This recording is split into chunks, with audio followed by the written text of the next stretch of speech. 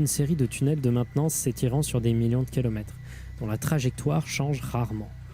L'environnement est insalubre et relativement plus bruyant qu'avant, dû à la présence abondante de tuyaux, de chaudières et de ventilation suivant les couloirs. Il semblerait d'ailleurs que ces tuyaux contiennent une substance noire et visqueuse similaire à du goudron qui aurait été complètement homogénéisé. Il est extrêmement déconseillé de s'approcher de cette substance, encore plus de l'inhaler ou de l'ingérer.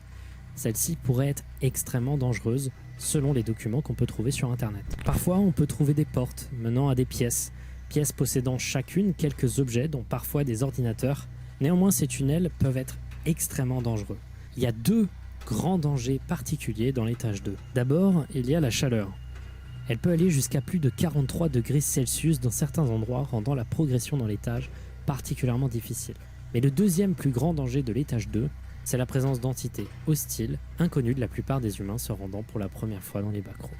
J'ai été plutôt discret à propos des entités jusqu'à maintenant, mais il semblerait que les backrooms, dus à leur géométrie et leur fonctionnement étrange, aient créé par incidence des créatures au fonctionnement illogique et mécompris des êtres humains. Dans l'étage 2, on peut tomber par exemple sur d'étranges sourires perçant l'ombre, appelés des smilers, qu'il ne faut jamais cesser de regarder. On peut également tomber sur des agglomérats de plein de membres humains recollés de manière absurde, croulant dans les sous-sols, appelés des clumps. Mais on peut surtout tomber sur deux créatures iconiques des backrooms. D'abord, il y a le voleur de peau.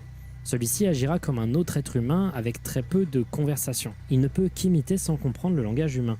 Il vous suivra un peu sans vous attaquer jusqu'à ce que la faim le guette. Il s'agit en réalité d'une bestiole à la peau blanche organique pouvant accrocher des matières diverses. Elle s'en sert pour porter la peau d'un être humain à la perfection et pouvoir ainsi attaquer sans être repéré. L'autre grande créature dangereuse et facilement trouvable dans cet étage, c'est le très célèbre Hound, que l'on va appeler un chien de chasse. Ceux-ci courent après n'importe qui qu'ils croisent. Ils sont extrêmement agressifs et apparaissent comme des sortes d'humains aux longs cheveux avec des griffes et une large bouche. Il existe quelques petites images de chiens de chasse qui auraient été réalisées dans les backrooms, mais il existe particulièrement une vidéo d'un chien de chasse juste avant qu'il parte à l'attaque de la personne qui filme. La voici.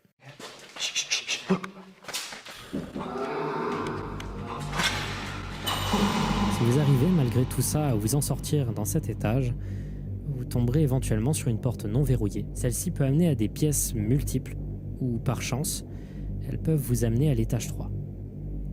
Mais bon, on ne peut pas vraiment considérer ça comme de la chance.